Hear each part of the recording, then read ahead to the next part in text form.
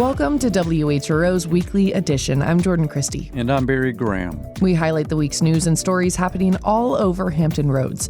In this week's program, an organization in Virginia Beach is looking for volunteers this holiday season to help children who are abused or neglected. Two Navy destroyers, the USS Sherman and USS Gravely, both returned home for the holidays after extended tours out to sea. And dozens of trees in Hampton Roads are ranked as national champions, and it's all thanks to a group of eagle-eyed dedicated tree hunters. Before long, we had amassed quite an assemblage of Virginia champion trees because we were going in areas that other big tree hunters didn't go.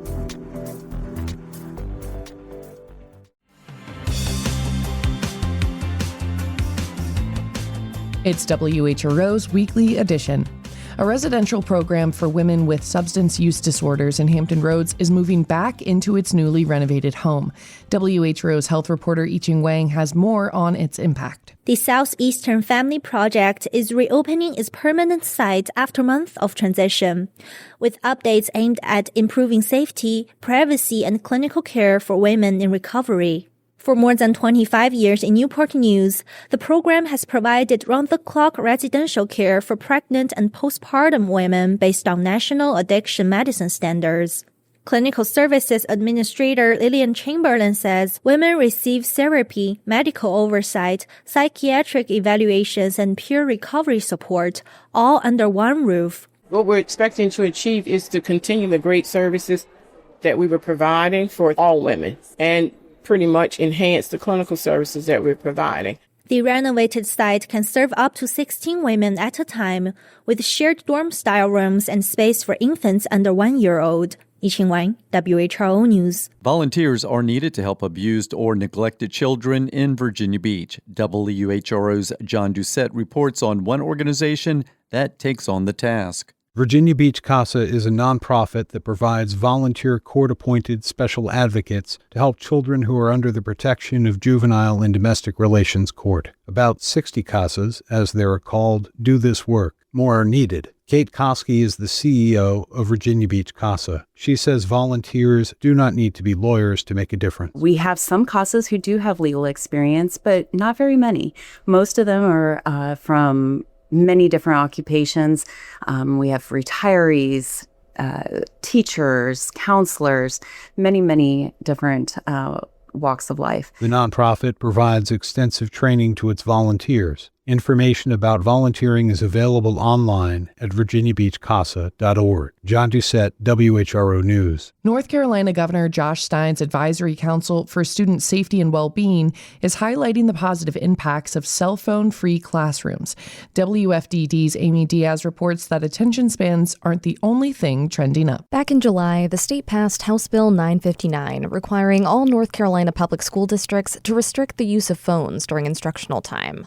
The deadline was January of 2026, but according to the Advisory Council's report, the majority of school systems have already updated their policies, and they're seeing positive results: increased social interactions, better academic outcomes, and fewer disciplinary concerns.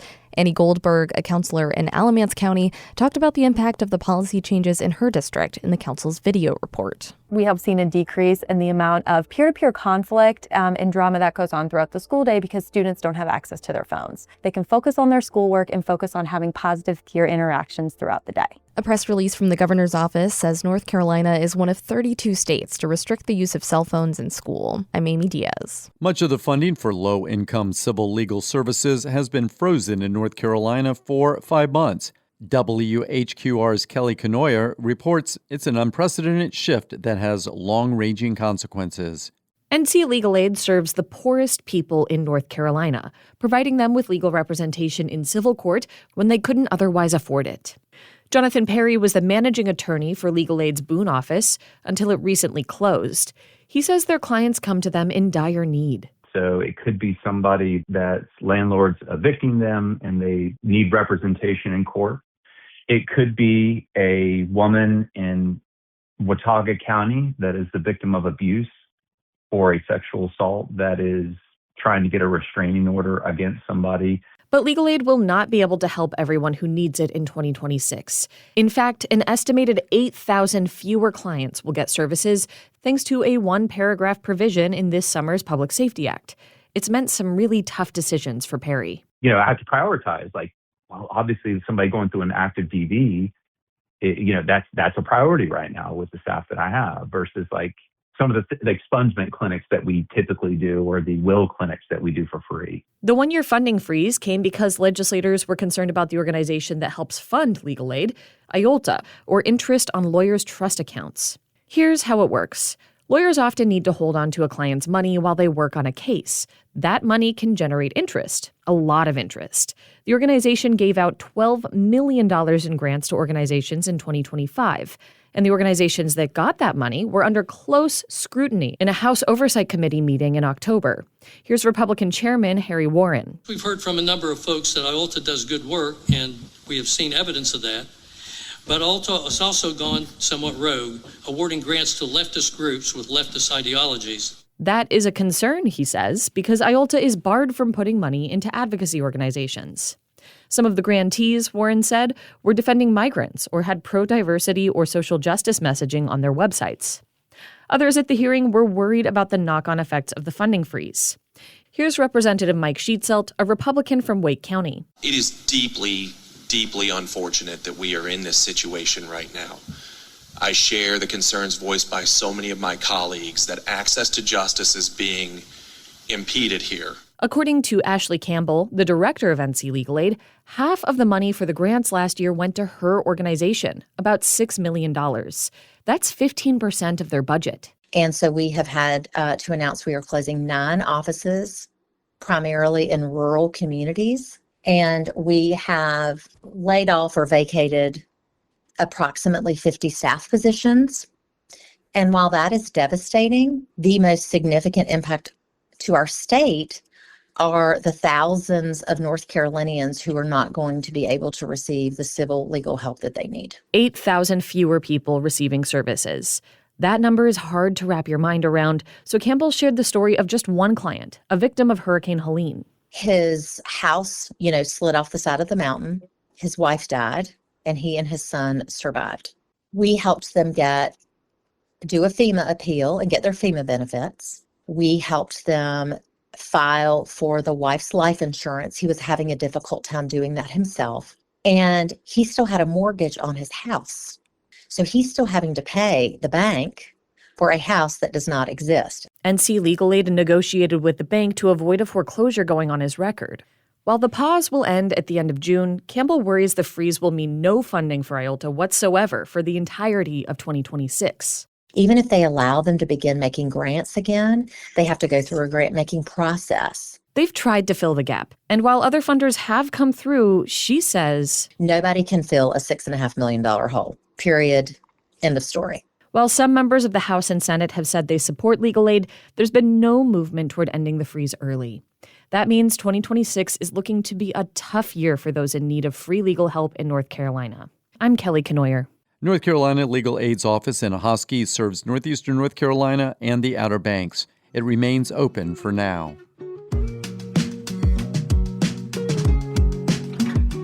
Still ahead on Weekly Edition, an outpatient center in Chesapeake is improving diagnoses and reducing wait times by bringing together 2 units. But first, the Navy destroyer USS Sherman is home for the holidays after 7 months in Europe and the Red Sea. WHO military reporter Steve Walsh has more on the homecoming. USS Forrest Sherman left Norfolk in May. The original plan was to be home by Christmas, but the Navy often extends its deployment, so coming back on time was a welcome surprise, says Captain Andrew Darjani. I mean, this is something that we've been preparing for, seeing our families after 7 months. It's a special part of any sailor's career, coming back, seeing your family, and really enjoying the moment after so long a separation. The destroyer is part of the USS Ford Carrier Strike Group, which is in the Caribbean. USS Sherman deployed separately, so they haven't seen the carrier since the ships trained together before leaving Norfolk in the spring. Steve Walsh, WHRO News. The Sherman wasn't the only ship back in Norfolk. The destroyer USS Gravely returned last weekend after a second tour in the Caribbean this year. WHRO military reporter Steve Walsh is back with this crew's return stateside. USS Gravely has been in the Caribbean for 4 months as the U.S. struck 23 drug boats, killing at least 87 people, which the Trump administration says were carrying drugs. The captain, Greg Bjorn, wouldn't elaborate on the destroyer's role. I follow the news, but I also follow the orders of the Secretary of War and the President of the United States, and so that's what we carry out. The Gravely has been the most active ship in the Trump administration's buildup in the Caribbean. The ship went out in March for 3 months as part of a plan to mainly control migrants and conduct drug interdiction with the Coast Guard. It was sent out again in August as part of a large influx of U.S. forces in the region when the mission turned deadly. Steve Walsh, WHRO News. A company that makes license plate readers hopes that the General Assembly will let them operate on interstates, although many lawmakers are skeptical. WVTF's Michael Pope reports. Flock Safety is an Atlanta-based company that's been trying to get the General Assembly to allow their devices on Virginia interstates for years. So far, the company has been unsuccessful, although lawmakers may end up debating the issue again in January. License plate readers might be used as part of mass deportation. Here's Delegate Irene Shin, a Democrat from Fairfax County. We've seen examples of this license plate reader data being shared with federal law enforcement agencies like ICE at a time when we are concerned about our neighbors and our communities who are being terrorized by ICE agents showing up in our streets with masks and disappearing people. A previous bill passed by the General Assembly and signed by the governor had a reenactment clause, which means that Flock Safety would be able to get their devices on Virginia interstates if the General Assembly approves the bill again next year. I'm Michael Pope. You can read more about flock cameras in Virginia at whro.org/Virginia Center for Investigative Journalism. The Army is reorganizing to reflect the Trump administration's military priorities. It's formed a new command that will focus on the Western Hemisphere and patrolling the nation's borders. Jay Price reports for the American Homefront Project. Indeed, it's called the U.S. Army Western Hemisphere Command. It was created in a ceremony at Fort Bragg. Per Army General Order 2025-24, the Western Hemisphere Command is activated on The Western Hemisphere Command is the Army's largest, created by merging 3 existing commands. It will oversee Army planning and operations for the Americas and the Caribbean. General George will now formally pass the colors to General Ryan. The command's first leader, General Joseph Ryan, said it's part of a crucial Army restructuring. He spoke just hours after the Trump administration unveiled a new national security strategy that emphasizes the Western Hemisphere and controlling the nation's borders. The Army is transforming because our adversaries increasingly aim to exploit vulnerabilities in the homeland and throughout North, Central, and Southern America. The administration also has announced a return to the 2 centuries-old Monroe Doctrine, which treats interference in the Western Hemisphere from countries outside it as a national security threat. Speaking earlier this month, Secretary of Defense Pete Hegseth said the U.S. will protect military and commercial access to places such as the Arctic, Greenland, the Caribbean, the Panama Canal, and what the administration calls the Gulf of America. After years of neglect, the United States will restore U.S. military dominance in the Western Hemisphere. We will use it to protect our homeland and access to key terrain throughout the region. Against the backdrop of the U.S. building its largest combat force in Latin America in decades, threatening Venezuela, Hegseth also struck an ominous tone. He said the Pentagon will work with like-minded neighbors, but is also ready to take decisive action to advance U.S. interests. But experts warn that using force the wrong way in Latin America could quickly undermine U.S. security and commerce. Bradley Bowman is a senior director at the Foundation for Defense of Democracies, a Washington think tank on foreign policy and national security. There's a reputation in many parts of Latin America about Americans with big sticks and a resentment and a historical legacy there. And if we come in a way that is arrogant and unnecessarily aggressive and militaristic, then we risk giving a self-inflicted wound to ourselves and a gift to the People's Republic of China. He says one risk of the new geographic emphasis is pulling forces away from Europe, something that could encourage more aggression by Russia. Bowman says the new command's creation is also aimed at efficiency, a desire to shrink the number of officers and headquarters. The new command is being fashioned by merging U.S. Army South and U.S. Army North, commands in Texas run by a 2-star and a 3-star, with U.S. Army Forces Command at Bragg, led by a 4-star general. And Bowman says that points to another potential upside, because a major part of U.S. Army South's role in Latin America has been closer to diplomacy than warfighting. They focused on security cooperation, building the capabilities of partner militaries, and trying to help them solve non-military issues. And now, the U.S. general visiting his counterparts in Latin America and within the U.S. military will have clout, 4 stars worth of it. When you show up in a meeting of 4 stars and you're a 2-star, you get less respect. By and large, what's on your shoulder really, really matters in terms of your access, your leverage, and your influence. And the other nations in the hemisphere are paying close attention.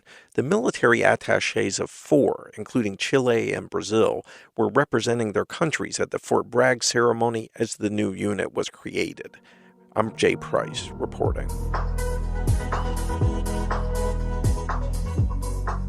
Dozens of trees in Hampton Roads are ranked as national champions.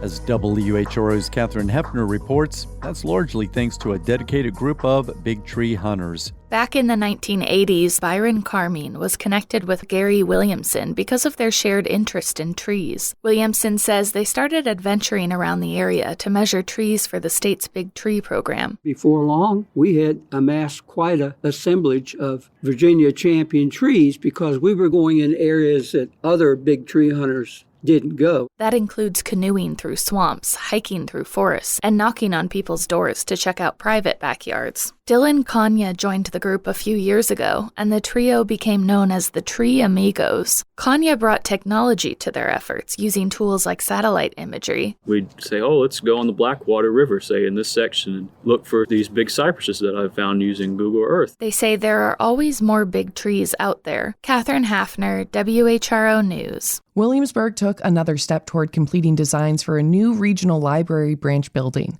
WHRO's Nick McNamara reports it could cost up to $50 million. Williamsburg Regional Library Director Sandy Tower says the downtown library needs to be replaced. The structure can't fit any more data lines. It doesn't meet Americans with Disabilities Act standards and has outdated heating and electrical systems. City Council on Thursday approved more than $1 million to finish a third of the design. Multiple supporters came forward to talk up the project. But some residents question if Williamsburg needs as big a building as proposed, while James City County plans to add a branch a few miles away at its new government center. The cost of the city's library is expected to exceed $26 million. Interest, furniture, and technology costs could push that toward $50 million. The city expects to have the maximum price when this phase of design is completed. Nick McNamara, WHRO News. A new outpatient center in Chesapeake is bringing imaging and urgent care together for faster diagnosis and shorter wait times. WHRO's health reporter Yi-Ching Wang says the cost will run lower than other sites. Chesapeake Regional's new Hanbury Road facility is the first in the health system to house urgent care alongside a full imaging suite, including MRI, CT, ultrasound, and fluoroscopy. Senior Director of Imaging Tawana Haynes says the setup allows patients to move between the two services, often within minutes. The center itself is reflecting the commitment to expanding the access and the high-quality imaging and care throughout this region, really being close to the Moyoc area and the northern area. Another new feature is on my way, a virtual queue system that allows patients to reserve a time slot online instead of waiting in person at urgent care. Haynes says the facility's imaging costs run about 30% lower than nearby sites. Yi-Ching Wang, WHRO News. Kudzu, spotted lanternfly, blue catfish. These are just a few of the invasive species that spread fast and outcompete Virginia's native plants and animals. To raise awareness about invasive species, ecology students at Virginia Tech recently hosted a potluck featuring dishes with invasive ingredients. Roxy Todd with partner station WVTF stopped by and reported the food was actually pretty tasty. Students are filling their plates with sweet and savory dishes they've brought to share. One brewed Korean mulberry tea. Another made a spicy kudzu artichoke dip. There's a honey cake that is quite yummy. And then I also made like a honey frosting that has some orange extract in it. And yeah, it's pretty good. Camille Block is a PhD entomology student. She used honey because, surprisingly, most honeybees are non-native to Virginia. It's a bit of a controversial topic, explains Block, because these bees have become vital to farming. Still, they can outcompete native bees. One reason it's so important to plant native flowers. So just, bringing attention to that and telling people that when we're talking about saving the bees, we should be focusing on wild bees, not honeybees. This potluck is an assignment for their ecology class. They had to cook or buy a dish that uses an ingredient that is invasive somewhere on the planet. Goats are invasive to the Galapagos Islands, so there's a mango goat cheese dip.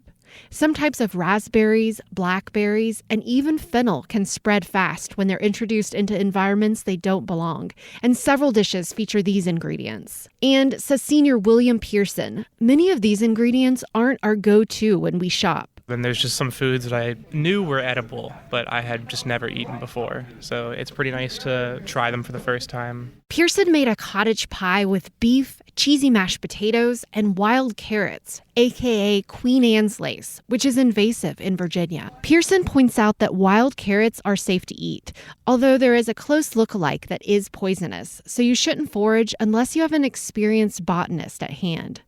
Like the cottage pie, a lot of the foods are variations on familiar dishes. PhD student Sophia Ver says these are things you could probably bring to most potlucks or family gatherings. A lot of these I can't even tell that it has invasive species in it. I feel like you could think that they're have to go in weird dishes or something, but it's all really good and tastes like what I've had before. Wade Martin went fishing with his pawpaw in the South Holston Lake, where they caught an invasive fish called blue catfish. I fried it in fish fry and then added chili powder, garlic powder, salt, and pepper, dipped the fish in egg, and then put it in the breading, and then fried it. It is fun to sample the foods, but as I sit and listen to the students list all the plants and animals that are invasive somewhere, it becomes quite overwhelming. After all, there is no turning back time, and there are bugs and plants spreading all over the planet. It's a thing of do what you can, don't think about what you can't sort of thing, where do the best you can on one project and move on to the next. This is Will Pearson, the student who made the wild carrot cottage pie. He and the rest of the students have spent a majority of the last few years researching the damage being done to the environment and how to solve these problems. Alex Owusu says he hasn't lost hope yet, and he can't imagine doing anything else with his life. I feel like it's really super dark, but we just need to try our best to put our best foot forward. I feel like it's important. And using scientific knowledge to make a yummy meal to share, says Owusu, is a fun way to gather together at the end of the semester. In Blacksburg, I'm Roxy Todd. You've been listening to WHRO's Weekly Edition. We had help today from WHRO's John Doucette, Catherine Hefner, Nick McNamara, Yiching Wang, and Steve Walsh. WFDD's Amy Diaz, WHQR's Kelly Kenoyer. Jay Price with the American Homefront Project, and WVTF's Michael Pope and Roxy Todd. Also Connor Worley, who produced today's show. A reminder that you can always catch full episodes on the Weekly Edition podcast feed. You can get your news updates at WHRO.org and the WHRO Reports podcast feed. For all of us at WHRO and WHRB, I'm Barry Graham. And I'm Jordan Christie. Have a great weekend.